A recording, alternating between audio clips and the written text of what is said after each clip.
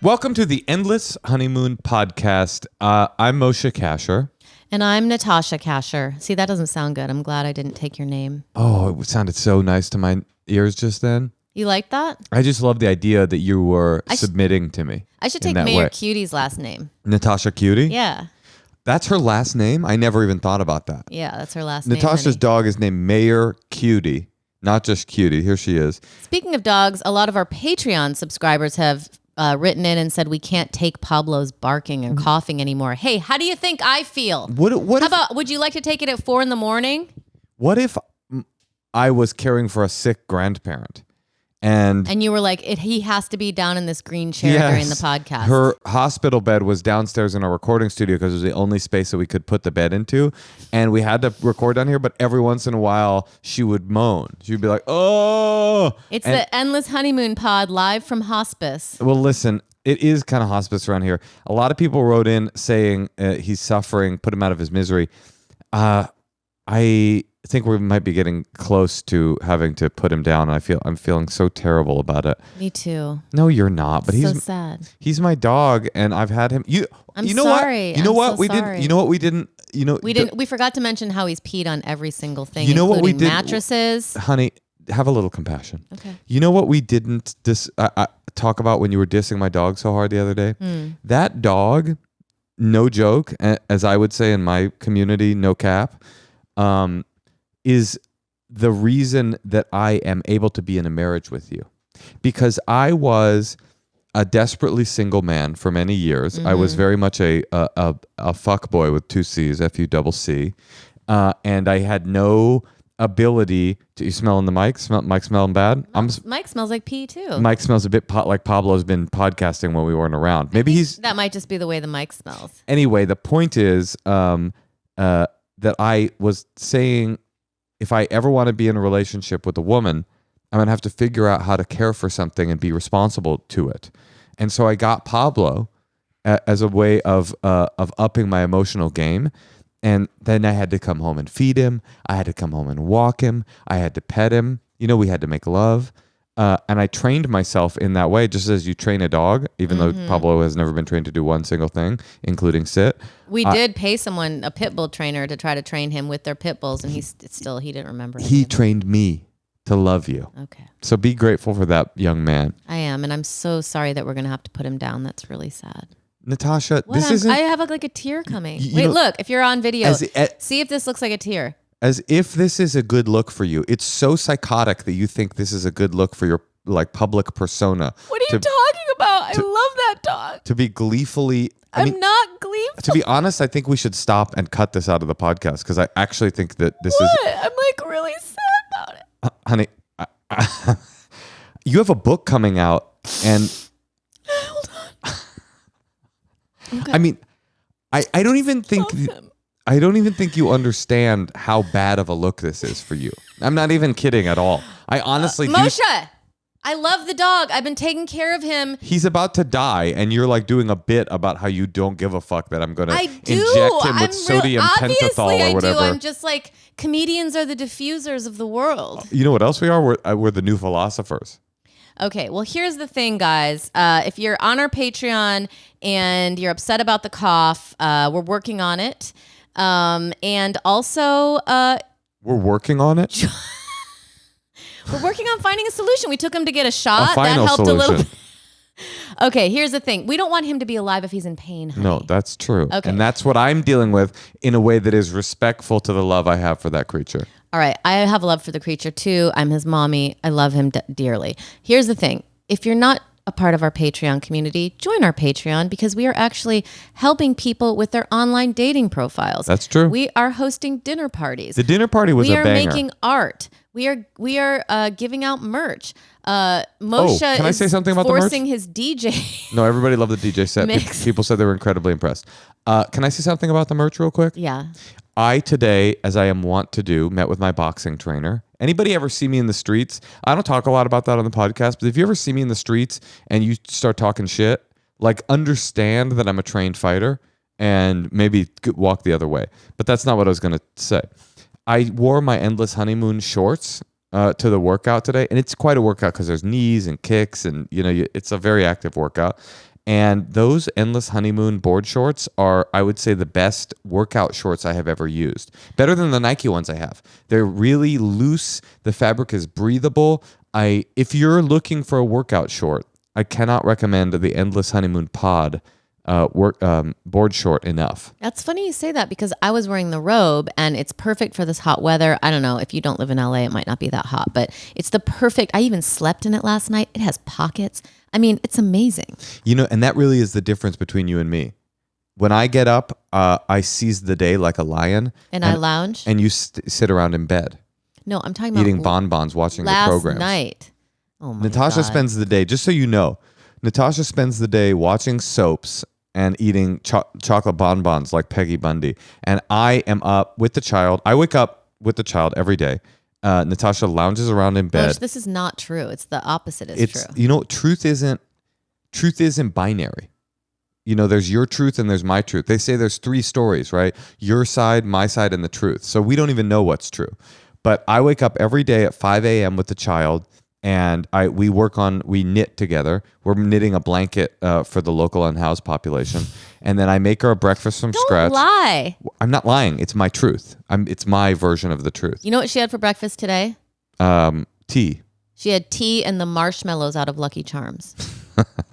That's all I could get her to eat. Why do we have Lucky Charms in this house, period? Well, because I got them at a shoot and I saw them in my dressing room and I grabbed them for her as like a treat because I knew she would like that because it was unicorn Lucky Charms. And she opened them up, ate out the marshmallows, and then drank some tea with honey. You know what I've noticed about our kid? She works you like a con man looking at a widow. I mean, she just works you so hard. The minute, because Natasha was out of town this last week shooting a movie, and the minute Natasha left town, there was none of the games that I see her run game on you all day long. Why don't we just give her a name for the podcast? Okay, how about Pablo? Nanette. Nanette. Because that's what I wanted to name her. Nanette. Or like Babette. I wanted like some kind of name that you kind of nixed. Yeah, I did nix Nanette because I thought it would have some spillover from the seminal one-woman show on Netflix. Anyway, Natasha, we should start the episode, but this is what I wanted to say. I have noticed, for a person in the public eye, you are particularly scared to hardcore promote stuff that you're doing. Listen, Natasha has a book out. It's called The World Deserves My Children. Well, it's out November 15th. Right, but it's available for pre-order right now. This book is so funny and so good. It's laugh out loud funny. It's poignant. Everything you've ever wanted to know about Natasha and what turned her into the kind of ice queen that she is today, it's contained in this book. And if you pre-order this book, as a listener to this podcast, we've been bringing this podcast to you for free for years now. Did we get you through the pandemic? Pay us back by pre-ordering her book. And when my book comes out, pre-order my book. If every listener to this podcast bought her book, it would be an instant bestseller. Now, I don't know why I'm wasting this on you because I've got a book coming out next year and I'm going to be doing the same plea. But if every person listening to this right now, if every single person, or you know what, let's say you were like, well, I don't just want a book. Why don't you sign up for the $25 a month plan on Patreon? Is that expensive? Sure, but it comes with invitations to our dinner parties. It comes with a free signed copy of Natasha's book. Wait, that seems too cheap. The book is more than $25. But this is a month. They do it every month. Okay. Yeah. No signing up for 1 month just to get a book. You don't think we've seen that trick before, you fucking shysters? Sign up for this book. Well, it has a lot of useful information as well. Like if you're a woman who's interested in freezing her eggs, I talk about my whole journey, but it's all also comedic essays. It's really funny. That's the thing. If you're not ever going to have a kid, it's still going to be laugh out loud funny because Natasha, as you may have noticed, isn't a particularly loving person. And so the way that she describes parenting is from a place of, do you remember the White Witch from Narnia? Do you remember Cruella de Vil from the 101 Dalmatians? Oh, do you remember so Leona sweet. Helmsley? Do you remember Margaret Thatcher? Leona Helmsley, the Iron Lady. Do you remember any of these people? Kind of Kris Jenner. She is in that mold of lady, and we would like you to read this book. Okay, so Natasha, that's how you do a sales pitch. Thank you. And I mean it. None of that was bullshit. It was all true. Plus, the cover just won an International Photography Award. Holy so cannoli. You could just like have it in your bookshelf and look cool. Well, listen, Natasha, it is time for us to begin our episode of this podcast. Okay. And I would like us to start to celebrate a milestone in your life, this book coming out. I would like to have a milestone on the podcast, which is I would like to have our first caller from South Korea. Ooh, cool. Now, the day we get a caller from North Korea, I will know that we have truly gone global. But for now, we're going to have Scott from Seoul, South Korea. Hey, Tosh. Yeah, Moshe. You know, I've been cleaning up the kitchen a lot lately, and that is not connected to the fact that you've been out of town for a while because I don't let you do all the labor because that would be sexist of me. But the point of it is, I've been using that Blueland stuff that you got, and it is so great. It cleans so well, it smells so good, and then I realized something else. There's no plastic bottles to throw away. Well, there are plastic bottles, but then you use these little tablets and then fill it. You put the tablet in, you fill it all the way up with water. It turns a cute color. There's a different one for bathroom, a different one for kitchen. There's little tablets for your dishwasher, little tablets for your laundry, and then there's no extra waste. Yeah, it's now single-use plastic. You use the same bottle over and over again. They send this all to you. Refills start at $2. You don't have to buy a new plastic bottle every time you run out. It's great. Also, try their Clean Essentials kit, which has everything you need to get started in signature scents such as iris agave, fresh lemon, Slurpee. eucalyptus mint. Refreshing. Plus, for a limited time, their hand soap is getting a festive upgrade with 3 cozy new scents: apple butter, maple pumpkin, and vanilla chai. I'm See, those are loving it. all candies Moshe would like. I would eat those things straight. Do not eat the soap. Take advantage of the best sale they have all year by going to blueland.com/honeymoon. Help not be part of the trash problem. That's right. Okay, you won't want to miss this. Blueland.com/honeymoon. That's blueland.com/honeymoon. Scott? Hello? Yes. Scott, listen, no offense to you. You seem like a nice guy, but you are the last face I want to see when I hear that we have a caller from South Korea. I don't want... Yeah, sorry to disappoint. I don't want white Scott. I want Korean Scott. I'm not sure there is a Korean Scott. I'm sure in the country of Korea, there's one random Asian guy named Scott. There's got to be. I wouldn't even know how to find him. We could look him up on Facebook. Yeah, let's do that. Listen, if you're a listener from Korea and you know a Scott who's Korean, not white Scott. We got white Scott. White Scott, you could be in Peoria right now, Scott, and it wouldn't make a difference, you know? I got all excited when I saw South Korea, and then it's just some guy from down the street. No offense. I mean, you seem like a good guy. You seem like a great white guy. I do my best. Do you teach English in Korea? No. Do you teach guitar? No, I do nonprofit work. Nonprofit work? I feel like if I was gonna like live on the grid, that's what I would say. Off the grid, I would say I do nonprofit work. If you lived off the grid? Yeah, because what it's kind like, of nonprofit work would you do off the grid? That's what I'm saying. It's like one of those answers where people are just confused. They're like, "Oh, that sounds like a good thing to do," and no one really understands what it is. And you could just be lying. I guess what we're saying, Scott, is we don't believe that you do nonprofit work. We don't believe you live in South Korea. You seem like a duplicitous con man, and we're concerned about you. I'm actually a cultural attaché. Oh, I like that. Now that sounds nice. Scott, have you pre-ordered my book yet? The World Deserves My Children? Yeah, but I will now. Thank you. Okay, great. Scott, how can we help? Wait, can I ask, why are you living in South Korea? Oh, for work, for my job. Yeah, kind of a long story, but ended up meeting some people and co-founding an organization. And almost 10 years later, still here. So you guys, do you do like breakdancing stuff? Sure. Yeah? Oh, that's awesome. No. You bring in breakdancing to the Korean community. Okay, Scott, how can we help? What's going on? All right. The problem's kind of simple. Something I haven't encountered before, but I thought you guys would be uniquely well positioned to answer this. I'm been dating this woman for, I'd say, 5 months now, and everything's going great. She's amazing. Checks a lot of boxes, a lot of green flags. The only problem is she has this foul smelling dog. Dog. Ooh, Like- I can't believe you're calling with a dog question. We are uniquely prepared for this. Okay, she's got a bad smelling dog. Okay. How old is the dog? Obvious question. Okay, so that's the first question that everyone asks. The dog is 10 years old, but can I ask you why you asked that question?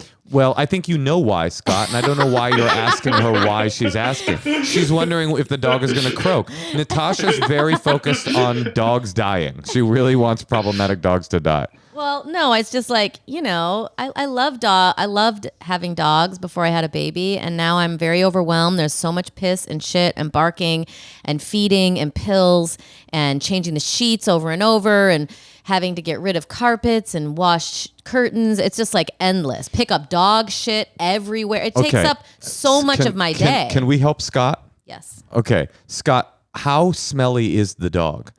And where does it smell? Does it fart? Because farting you can get rid of by not giving it treats. Right. What's the smell? And breath, you can spray stuff in it. Where's the smell and how bad is the smell? The smell is like when you enter her apartment, like she'll say like, "Oh, it smells like popcorn."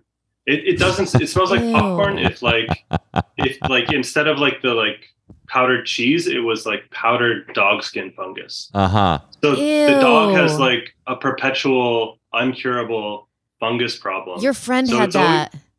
Moshe's friend's dog had that, and their house always smelled. That is true. I remember. Wait, what kind of dog is it? Shih Tzu. Okay, because this was a Shiba Inu, and maybe there's a fungus of Asian dog breeds. Honestly, maybe. I mean, I don't know, but apparently it is a thing with the breed. Yeah, they get the skin problem, and it's incurable. Ooh. Incurable. I've read the blog post that the vet wrote about this specific dog and its incurable skin fungus. Wait, this dog smells so bad the vet did like a case study to try to publish? Oh, that's pretty bad. Well, here's the thing, because it's worse. What? It gets worse. Okay, well, yeah, what's up? So I really want to emphasize the scope of this. So it's we do a yoga class together, and it's closer to my house. So I was washing her yoga clothes. So she just really likes stinky indoor environments. She likes yoga. She likes her fungal dog. She's like anywhere where there's going to be a lot of funky bodies smelling. I'm there.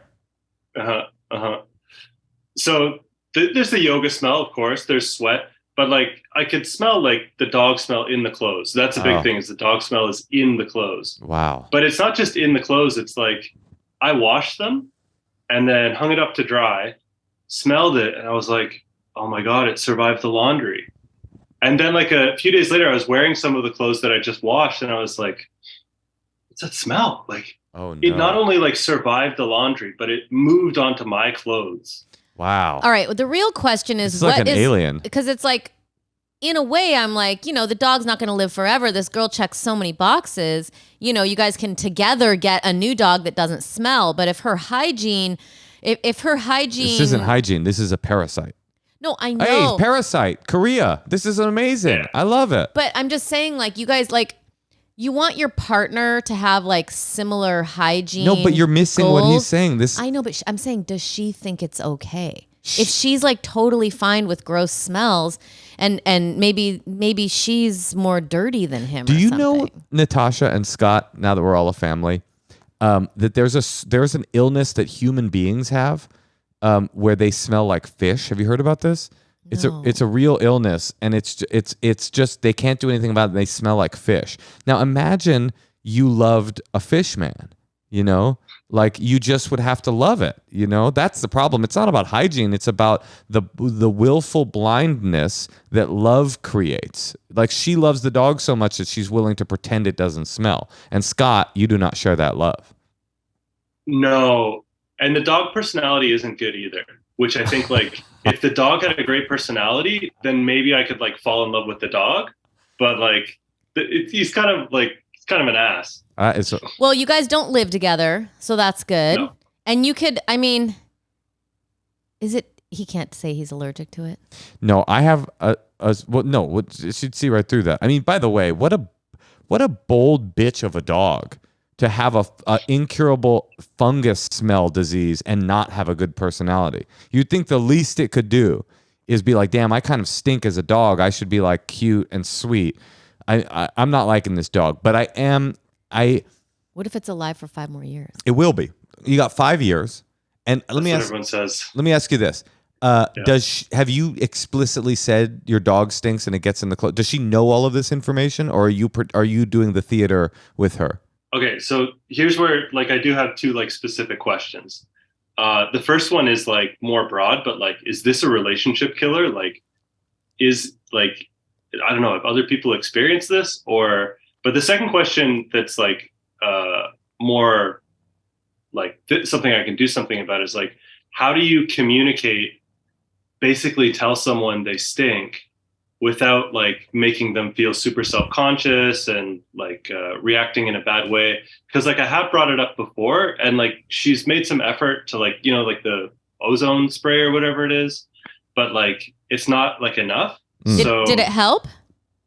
It helped, yeah, but like basically she has to like spray like every item of clothing. Like it even gets in her hair sometimes. Okay, like, hold on. I got some questions. This is rough. Isn't Korea, I know Korea is largely Christian, but there's a lot of Buddhists there, right? Also? Yeah.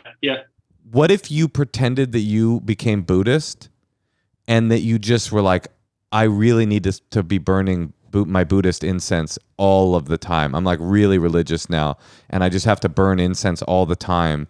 Like incense is really important to my faith, and just did that like every time you come over. I mean, literally the moment you walk. Here's what my real advice. One of those like Catholic like. Yeah, now that's a great idea. Frankincense and myrrh. I have real advice for you.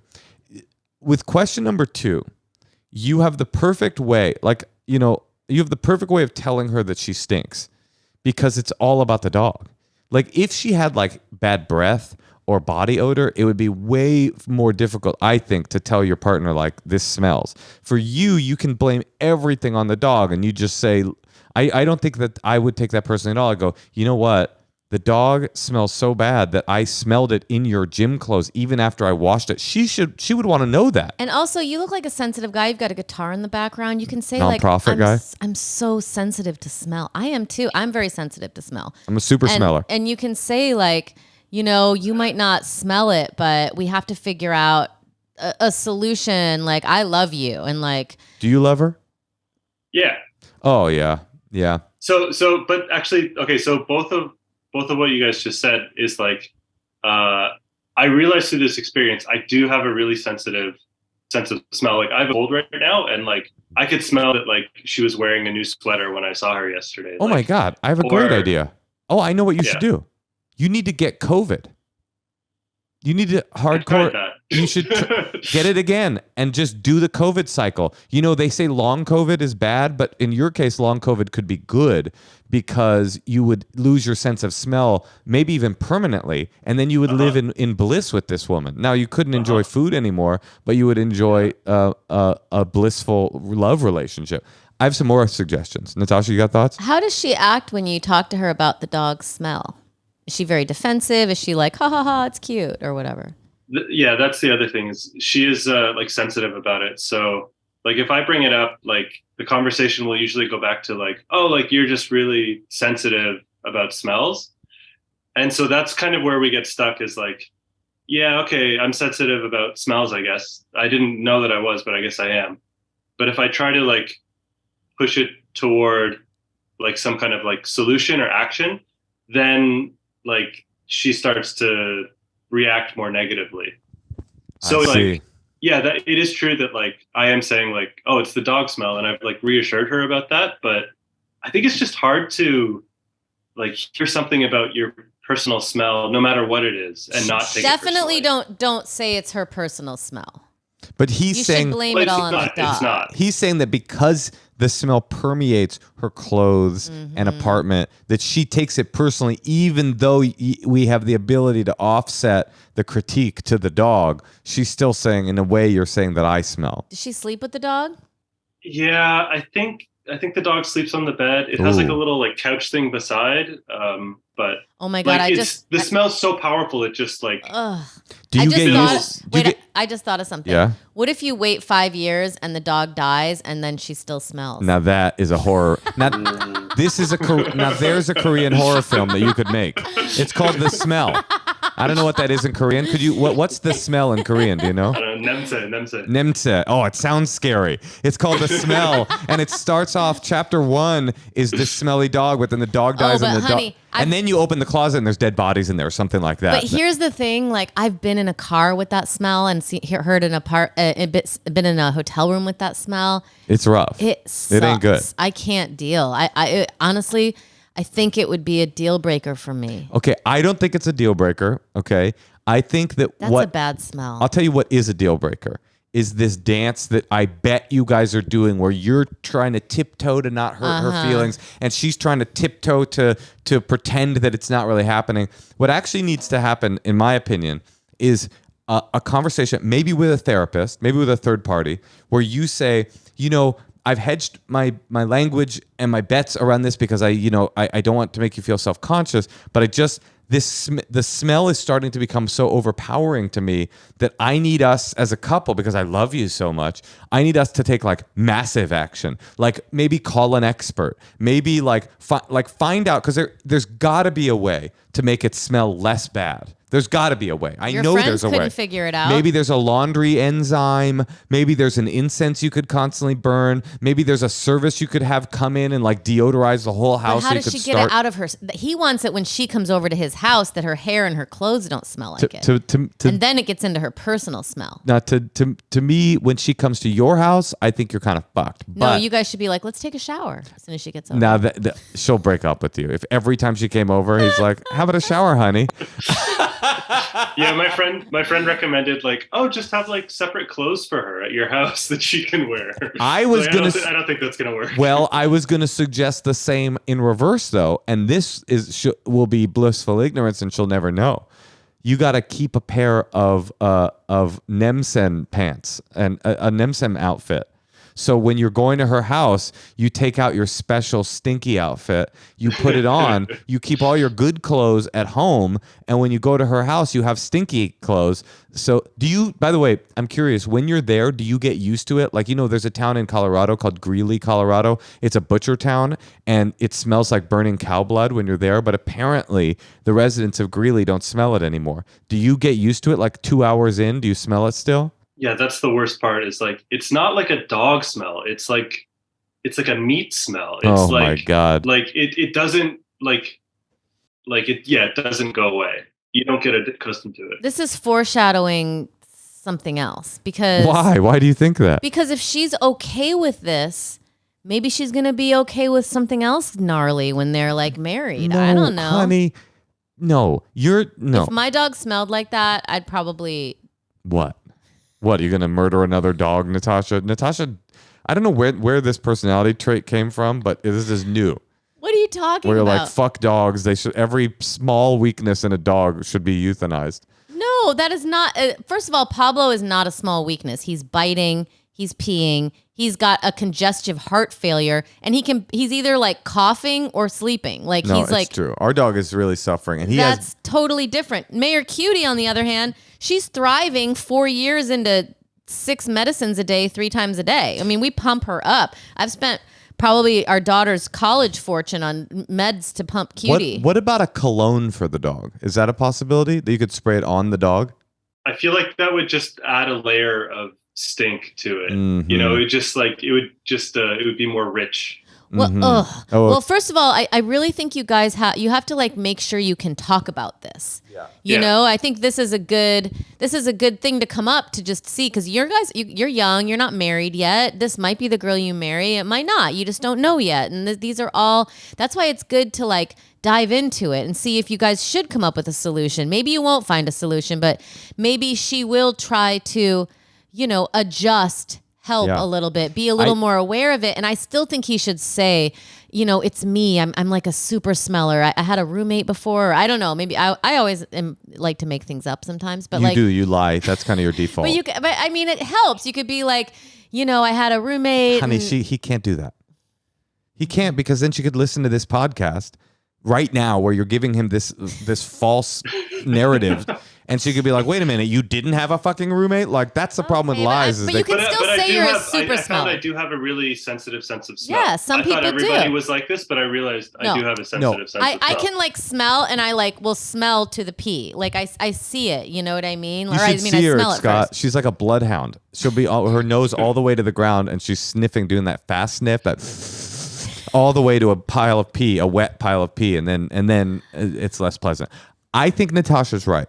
The one conversation you need to have is the one that you're not having, which is where you say, I know that I've been glossing over this and trying to You're calling a podcast for advice. Yeah.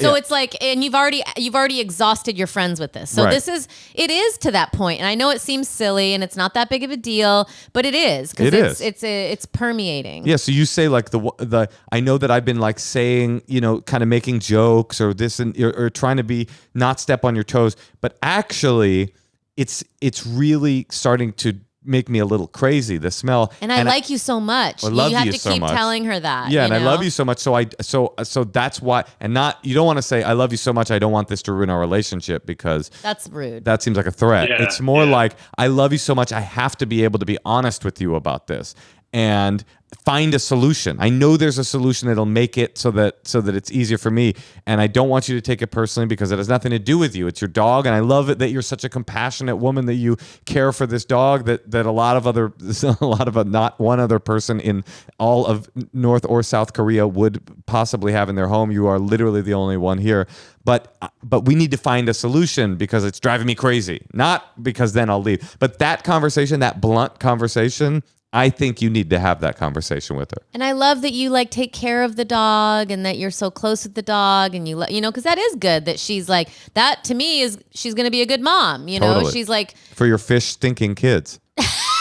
Even how she got the dog, like her sister got it actually, but then decided she couldn't take care of it. So like the dog was going to be her abandoned. sister was like, I can't live with this smell. Yeah, she was like, sniff, sniff, bye. But like, it just shows her character, like taking responsibility and loyalty. Like I really admire her. And for say it, that to her. You have to say that to her. And I think complimenting her and having the uncomfortable conversation, because it's not going to go perfectly. Probably she's going to get a little offended. Yeah. She's going to get defensive. She might cry. She might lash out. Who knows? And maybe even setting it up like that. Hey, I want to have a tough conversation with you. This is going to be. This is good. I've been trying to do it in a way that wasn't completely honest, and I want to have a really honest conversation with you. And I'm worried it's going to hurt your feelings. What if she's like, "Are you going to break up with me if I don't get rid of the dog?" What does he say? Well, what is the answer, Scott? It seems like it's a no, right?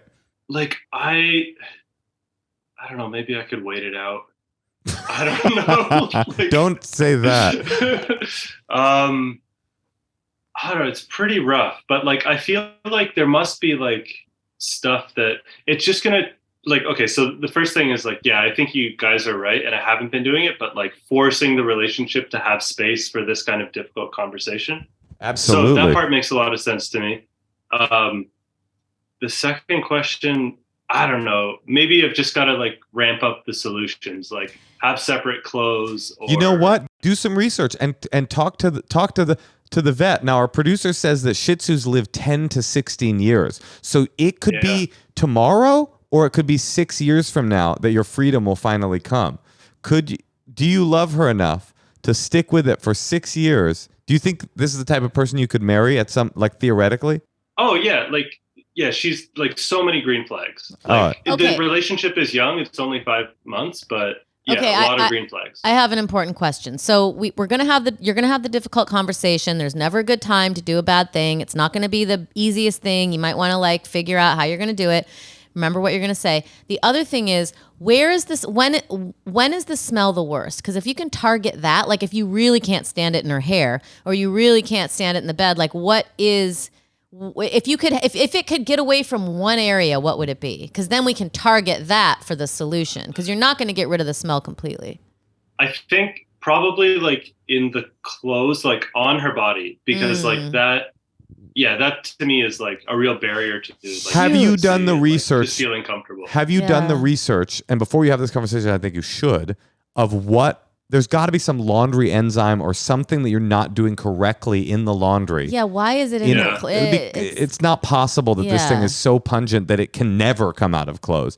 Maybe there's something, maybe you write to the vet. By the way, your girlfriend is being unreasonable to be defensive about a dog's smell that is so stinky that a vet was able to make get his MD defend his dissertation by writing about this dog's smell condition. Like, can he tell her that? this is unique. This is a uniquely stinky dog. It's not just like your dog smells a little bit. It's like, no, your dog is a medical anomaly. Well, like, so at least now you know it's not about getting the dog off of her bed or getting, you know what I mean? You want it so that when you hang out at your house, she comes over, she's clean and doesn't smell, her clothes don't smell. But then what does that mean? She's got to wash her clothes before she comes to her boyfriend's house? That seems untenable.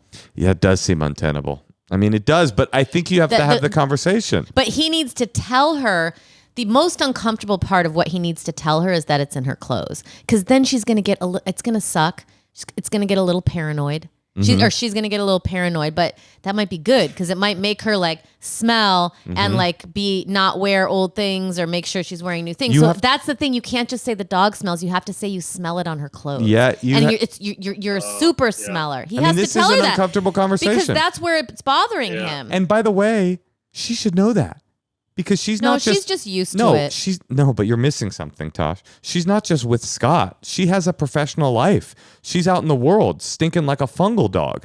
Don't you think you'd want to know if every room you walked into, somebody's like, is a dying dog here?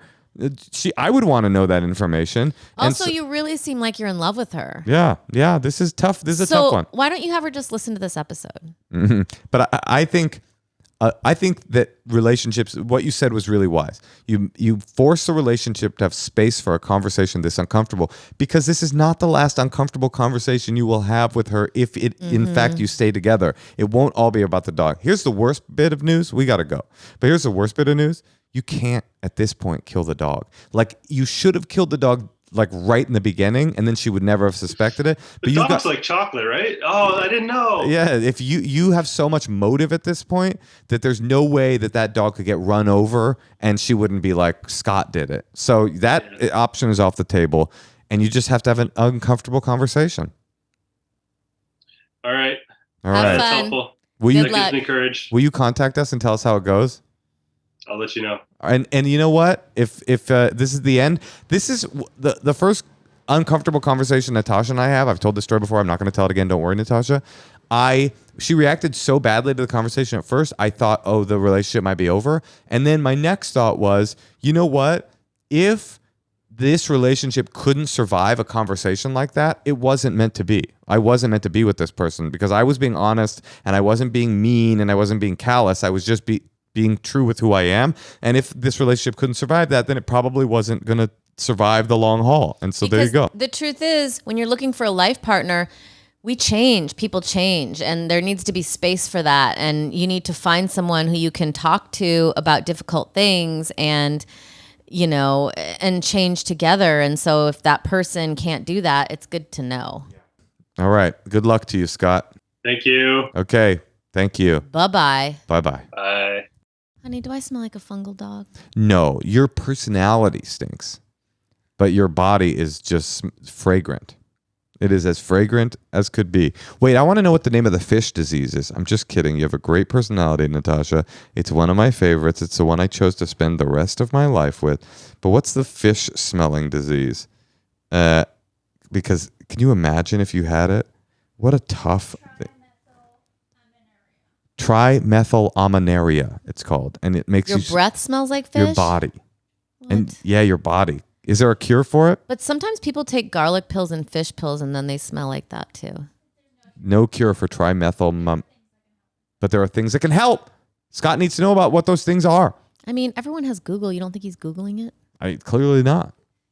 But that's the thing, when you're caught up in a situation, you forget to like do the work that you would need to do to arm yourself with the most information that you could possibly make your life better. No, believe me, I've done it too. And you know, it's almost, I thought that there would be hitmen for Chihuahuas in LA and there's not. All right, Natasha, how about we do one more call? Let's do it. Hey, Tosh. Yeah, Moshe. You know, the other day our dog went to the vet and peed on the bed. Yeah, I saw. And I was desperately upset because I love our new Helix mattress so much. I ripped the sheets off and it turned out that we had a protective sheet, and my sacred Helix mattress with the firm top and the cooling top that I love so much that's taken away my back problems That's was true. spared. Helix is a premium mattress brand that provides tailored mattresses based on your unique sleep preferences. The Helix lineup includes 14 unique mattresses, including a collection of luxury models, a mattress for big and tall sleepers, and even a mattress made just for kids. Dude, I love my Helix mattress so much. I look forward to getting in bed at night. It is so awesome. It really is. I really cannot recommend it enough. There's like literally coolness coming off of that it's mattress. awesome. If you are And I stopped sweating at night. Yeah. If you're sleeping on an uncomfortable mattress, think about this. You spend a third of your life in bed. You deserve to have a comfortable mattress. And Helix is the most comfortable mattress that I and Natasha have ever slept and made love on. So Take the Helix quiz. and then go to helixsleep.com/honeymoon for $200 off all mattress orders. And they'll send you 2 free pillows as well. With Helix, better sleep starts now. Let's call Mary in Oklahoma. Oklahoma. We're going to see that We're tomorrow. going to see Oklahoma this very weekend, and I'm excited. Apparently, it's a real experimental staging.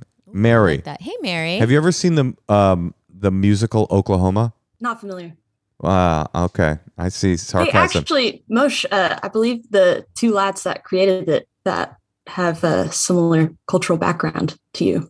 They're Jews? You know what? Not kidding at all. Normally, I would... Is it Rogers and Hart? Hammerstein. Oh, Hammerstein. Okay. Normally, I would say, like, that's kind of rude of you to just, like, be like, hey, I've heard of another Jew. But the truth is, I did see that you're calling from Oklahoma and immediately bring up the musical Oklahoma. So I'm guilty of the same bias that I'd be accusing you of. Touche. So in the end, we've canceled each other out. I think we're good to go. Mary, what's up? Well, for one, I appreciate your accountability there. Thank you. That's delightful. So the kind of nutshell is that I am in a relationship with a woman. We've been together for several years. The first year, she was still living with her husband and children. They had had other dalliances with open configurations before I entered the equation. And that ran its course. Cut forward, she and I are now living together. The kids go between households 50-50, and ostensibly, like, nothing is wrong. Everybody gets along civilly. There's not like gross abuse, blah, blah, blah. But he is such an ass. Mm. And Of course, he lost his wife to a woman Yeah, I mean, in Natasha. Oklahoma.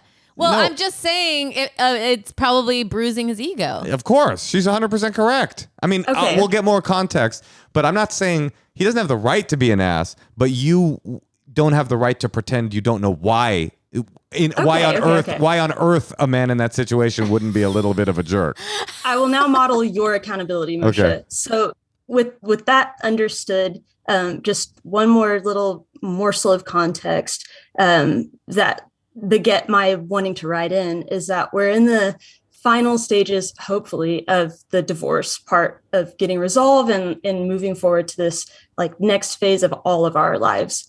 But I want some advice or comedic respite on co-parenting diplomatically, because this guy is going to be a fixture in my life for the foreseeable future, because the kids are going to be minors, for a handful of years. Mm-hmm. What does that look like? What can it look like? I can tell you my experience with having a step parent, which was that I always thought this was the best, but I don't know if this is universal advice, because I know some step parents are like really integral parent figures. Some step parents, my stepfather was the perfect step parent for me. I don't know what the kids that you're helping to raise are like, but he was always available when I needed him, but he never pretended to be my parent. And I He always... was pretty, yeah, because Moshe was a really bad kid, and I'm always like, wait, what was Larry doing? And he's like, he kind of stayed out of it.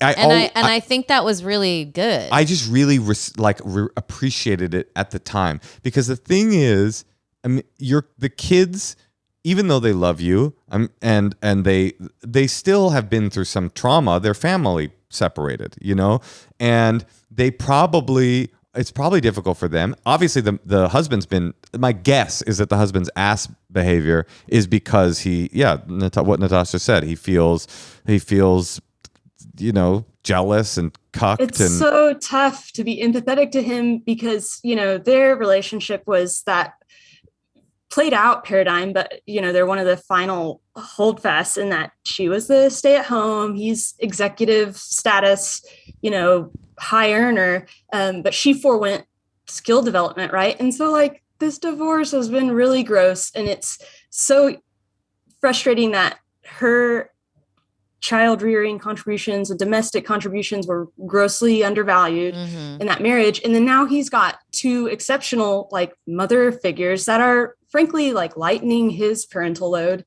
And so I like the kids are hilarious and, you know, perfectly imperfect. But I am trying to reconcile like getting over my grievances with their dad, because they're like a product of a person I resent and a product of a person I adore. Well, let me pose Natasha, I just have a thought. Okay. No, do you want to go? I'm sorry. You can go first. Okay. Well, let me pose this. I got a wisdom bomb coming. You ready for this? This is gonna. By the way, neither of us have ever co-parented, so But I've been co-parented and I've experienced it. But okay, here's my wisdom bomb. This will make the inspirational Instagram reels. Empathy for someone who it's easy to be empathetic towards is not real empathy. It's useless. Well, that's not what the skill of empathy is actually for.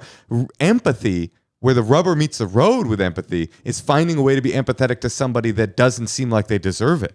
That's why it's an important characteristic to actually put yourself in the shoes of someone whom you hate. It's easy to be empathetic towards somebody who is sympathetic. But for somebody that isn't a sympathetic character, that's where it's difficult to find empathy. And it comes back to this AA axiom, and I'm sure it's not only an AA, which is, would you rather be happy or right? You don't need to excuse his toxic behavior in order to understand why he's acting the way he's acting and adjust your behavior accordingly, not because he deserves it, but because you want a peaceful life. Like, it's not about him. Who cares? Yeah, maybe he's an asshole. But you want to go to war with him, or do you want to find a way to be happy? Would you rather be happy or right? Is it about him not giving her money? That's absolutely a trapping.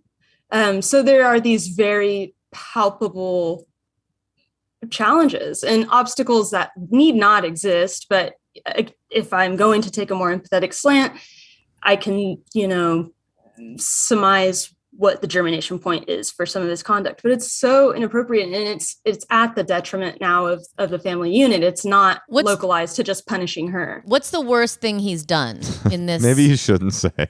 Yeah, right. I mean, like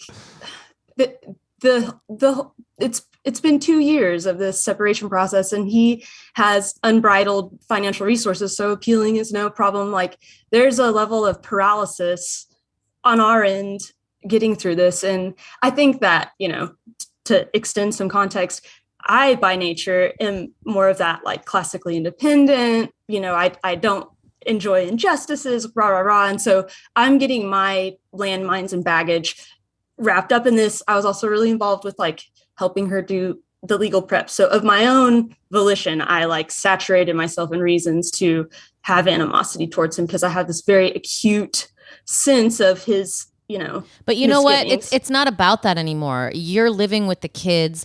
The kids are already experiencing some agitation in their life. And, you know, it's like, if you could just be a source, like what if you could be a source of service to the family, to the kids, to him? I mean, our household is really like has a lot of harmony, and, you know, my partner, the kids are priority one. Her identity revolves around them, and she's cultivated a really wonderful life for them. And I don't think she would be with somebody that wouldn't also, you know, have some involvement. I think that's just a kind of a non-negotiable for her. And I'm lucky that they're not assholes. Like, it's pretty easy to gel and bond with them and be in this place of service. I think that I'm recognizing how particularly taxed I am, like slogging through this marathon. And I believe, you know, in that ethical martial arts of like seeing what there is to empathize in with him. But like practically speaking, how can I like survive better now? Like, you definitely should never speak ill of him in front of the kids. I haven't. I'm really impressed with myself for the many, many months of not doing that and biting my tongue. But like really recently he was saying malicious shit in front of the kids, and it's just like malicious shit about you guys? About her, like making disparaging remarks about how desperate the financial situation is. So I have some actual... Right, that's all he has. Right. He has money, so he's like flaunting that, and just it's his last ditch effort to be like, you know, hey girl, you could have stayed with me. I got bucks. So it's so tacky. I have some advice that I don't think are going to want to take. But I really have a strong sense here that like right now you're in the middle of a war, right? There's a war between these two people. And he's butthurt and he's got money. Right. And he's just going to act like a dumb ass. So there's a war going on. The kids are the collateral damage. What do you think would be more useful to the harmony of your family unit? Another soldier or a person who isn't in the war? To me, that seems like your job is not job. I would suggest, having heard only 5 minutes of this story, I would suggest that another warrior in this situation is probably not what the kids want. They probably don't want another person that's like fighting against their dad. It's probably even not what your wife-to-be needs. It's probably what she and they need is a person that they can turn to that isn't in the fray, that they can say, oh, a stabilizing force, a person that's not in this drama. And do you have something that you do with the kids that's like just your thing? I mean, you're so smart. Like, do you like play like word games with them? I don't know. Like, you're like, you know, I can tell that you're like, you know, you have a really active mind, and maybe there's like you could cultivate some activities with them, or maybe take them off your wife's hand when she's dealing with him and stay out of it. That's the thing. But both she and him benefit from my presence in the equation. I'm an installment in carting him to school in the mornings, or tapping in on practices and doing that. And Moshe, I think that's a perfectly good theoretical aspiration. It's so entrenched now that feels not necessarily readily attainable, but I think it's a good target. But exactly, you said they're both getting something out of this. May I suggest that you are too? You're in the drama and you kind of like it. Mm-hmm. You like defending your woman. You like calling an asshole, especially like a patriarchal, privileged male chauvinist guy. So encapsulates all you hate. Figure. He's flaunting his money. It's very base what he's doing. It's awful. He does not deserve, like you said, he's not acting in a way that deserves empathy, but that isn't what empathy's for. I can tell you my experience. I've now given you a bunch of advice and you don't even know me, but you did call it an advice podcast. So what are you going to do? I can tell you my experience. I was in this same situation, although there was no money involved, which I guess there's a power dynamic that is pretty intense there. But my parents were at war. Mine too. My parents hated each other, and they spoke ill of each other all the time front of me. Mine too. They were at war, and they talked shit about each other, and they accused each other of awful shit. My mom told me that my dad loved my brother more than me, and my dad told me that my mom, I saw my dad whipping my mom around the kitchen, you know? So it's like, it can come in all different levels. But what I have that you don't have, Natasha, is that I grew up with a stable step parent, and he was not the most parental step parent, but he never talked shit about my dad. He never gave his opinion on the way that the drama was going. Never. And he always felt totally safe to me as a result of that, because I remember as a young man thinking, my mom's telling me one story, my dad's telling me the other story. There's no way that both of these stories are true, which means that one or both of my parents are lying to me. I remember thinking that as a really young kid.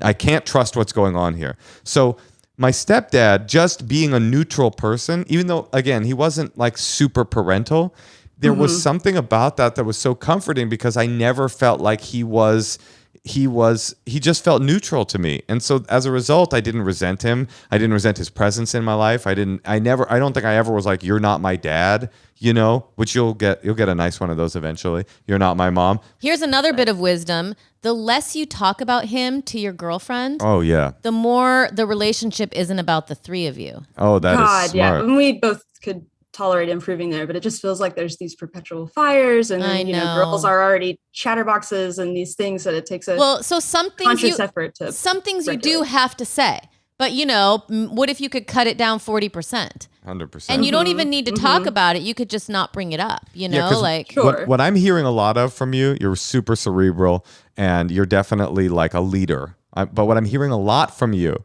just so you know, as a stranger hearing this for the first time, I'm hearing a lot of like, ooh, unfortunately, the dynamic is what it is, and thus it must be forever.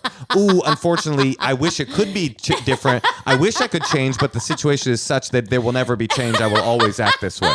You know what I'm saying? I mean, like I've heard that a lot. And that isn't true. Like until a dynamic will stay the same until someone decides to change it. I'm not saying it'll be perfect. It won't be perfect, but it can be different. In another AA. Don't bring him up. Don't bring him up just for fun. And two girls gabbing, I bet it's hard about, this guy. There's nothing more fun than gossiping about an asshole. That's the best thing on earth. That's an actionable free step that'll improve our quality of life. That was very smart, Natasha. Thing. Talk about him less. And that was Natasha's really smart suggestion. Get him out of your relationship, and as much as you can. And my other thing is with your relationship with these kids that are in your life, find a way for you to be a different experience for them than the experience they're having with their parents. Find a way for when they go to you, it to be like, cool, it's Mary time. It's a whole different situation. And you like them. You were, find out. Yes. Yeah. As much as, I got a nice healthy roasting myself, which is also part of what I wanted besides soliciting advice. But in that same vein, where there's a little bit of critique, a dynamic that exists with the kids and myself is that like, the Mary time is categorically unique. I work in the trades and like do, things that are not often that's so cool coming in this vessel. And there's a lot of like receptivity on that's their side cool. to have that. So those conditions are in play and they're never a guarantee. So I'm grateful for that. I just have this fucking cloud. And it's also a sweet way to get a family. You don't have to like do IVF. You don't have to like carry the child. So and if you are interested in IVF, please get my book, The World Deserves My Children. Now on pre-order. That would be our suggestion, is to pre-order Natasha's. You seem like you're in a tough situation, and we do have some advice. It's pre-order The World Deserves My Children. No, I mean, listen, you're in a tough situation, and it's difficult to not get sucked into the drama, but the ultimate step parent to me is the step parent for whom they offer a different experience of adult mentorship than I was getting from anybody else. My stepdad, he would take me, he was a scientist, so he would take me to this like weird research. He was a weirdo. I mean, he's a weird guy. And he would take me he got us his pet cockroaches when we were young. In an aquarium. Like it was always this like weird other experience that I wasn't getting from my mom and I wasn't getting from my dad. They were drama. He was calm. That is very difficult. I'm not advice to give, but that's what I would suggest. Here's a question. How does Mary act when she sees the guy and they have the trade-off of the kids? Polite. You have to be polite. Should she? Do they need another? Is it necessary to have? Listen, you want to back up your girl, right? Obviously, you want to always be supportive to her. You never want to feel like you're betraying her. But there's no value in like giving him a cold. What? He already hates both of you. He's going to hate you more. It's almost like you don't want to flaunt. Like you won. Right. He really did. Even though he has more money and he thinks he has power and control. It's like you won. So it's like just be generous and just be sweet to him. And the guy probably is like super insecure. I mean, his friends must make so much fun of him. His wife left him for a woman.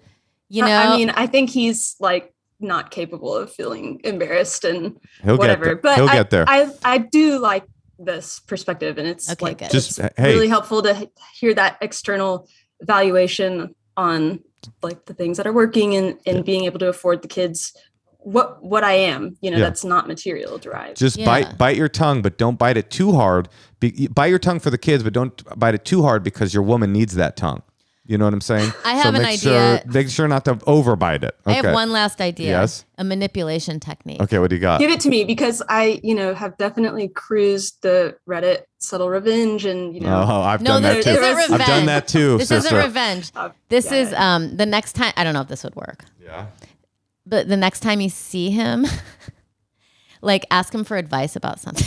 That's oh my really God, he smart. would. He's so, sucking his own farts that he would. You could just No, be but like, this is fucking brilliant because what what Natasha's, this is one of the manipulations that you've given that I think is like really smart. What Natasha's suggesting is that you feed him fake coins that he thinks he's received it currency. doesn't have to be really crazy, but just like something to take the edge off. No, but there's nothing. Let him think he knows more about something. There's nothing that an egotistical man will like more than a person going, I could really use your help with something. And then he'll go, this Mary's kind of cool. You're not trying to please him. You're trying to please you. You want peace in the house. The other suggestion for these has to kids, be something light that's done really quickly. I think that's really smart. Yes. I don't know what it is though. The more Think he about likes you, this is crazy. The more he likes you, even if it's through manipulation, the more peace there will be between your wife to be and him because he's not going to see you as this threat. And another suggestion I have, a last suggestion, is with the kids. If you ever have a hard time bonding with them, you could print out their father's face and wear it as like a fun mask. And you could be like, hey, daddy's home. And then you say, it's me, Mary. But then, you know what I'm saying? That could be fun. So then I'll ask him for advice. I'm like, do you have some really good LinkedIn headshots I could borrow? Yes. What are some of your body movements that I could mimic when I'm trying to raise your children for you? And think you could also think like what is something that he really does know that would be an easy, quick thing that you could ask him his advice on or something, just a very subtle. He's a bounty of information on single malt scotch. There you go. Hey, I'm thinking about buying a scotch. So my friend is turning 37 and like, what's like the best scotch for someone who knows about scotch? Something easy. Start there. And then eventually 5 years from now, you can go to a scotch tasting with him, just the two of you, so you can bond. I mean, listen, no one's suggesting this guy is deserving of your empathy. What I'm saying is the empathy will create what you want. It's not about him. It's about you. You're not empathetic for someone else. You're empathetic so that you're a better person and you get what you want. Happy or right. All of that is inarguable. He and I got along. Like I was involved with him for a minute. Yeah, right. So there's all that. He got along inside of you. Yeah. Wait, you used to date him? Yeah, they were open. You missed that part? They've all fucked. He was a gatekeeper to the person I was there for, right? So there's that regrettable sex that happened. And like he and I did drink scotch and did all that stuff. And then now he's power tripping. So there's that added, I suppose, like layer to my That's a big layer. Present feels. That's a slimy layer. But it is what it is. And it still doesn't refute your message, right? Of course it doesn't refute my message. And also it actually accentuates my message. I mean, he might be jealous not only that you took her, but that he doesn't get you anymore. I mean, there's a lot going on for him that if you try to put yourself in his shoes, even though he doesn't deserve that, you will start to understand where the behavior comes from and you will start to be able to make plans to work around that behavior. If what you want is for the behavior to stop, if you want to punish him for being an asshole, keep it up. And misery will follow. Yeah. Oh, you know what'd be really good? Be like, what's the best scotch under $50? Because that's all that Oh God, that's giving him so much in one, Natasha. Oh, could be good actually is you say to him, get his advice. You say, hey, your ex and I are thinking about adding a third to our relationship. What's the best website that we don't want a man involved in our things. So we're going to bring a man in. So what's the best website? Do you know that we have like just gabbed about the what ifs of that? Like somebody that looks kind of like him. Oh God, that's terrible. But really, he's an angel in a way. He delivered this woman to you and you have to be respectful of that. And he made it possible. And now that's a really interesting way to like look at him. Yeah. Look at him as this gift giver. Thank God he is God. Thank God he went on to FetLife. He would be so confused if I did conduct myself with that level of gratitude around him that just try it. See what happens. That would result. Absolutely. Thank God. But don't do it to manipulate. Just do it because it's real. Thank God he went on to FetLife and clicked that button for looking for a third, because without that beautiful a seed, without that beautiful seed of the three of you listening to techno and talking about maybe going to Burning Man together someday, you wouldn't have this family. And that's a big gift. You're Natasha, that's so wise and so smart. I love it. All right. Well, good luck, honey. Yeah, good luck. Thank you too. I appreciate it. All Okay, right. bye. Bye-bye. Natasha, let me just say, I think that might have been our wisest wisdom yet. I thought we were dropping truth bombs throughout that whole thing. Well, I'm sure people have more practical advice who are actually going through this. But hey, Moshe, isn't this another reason why to not have a third? They can leave you. That's interesting. You never thought about that. Well, but a sex worker in Vegas I'm gonna leave you for that? Come on now. I doubt it. Maybe. Stranger things have happened. Natasha, I'm not gonna leave you. You know why? Why? Because I love you. Oh, I love you too.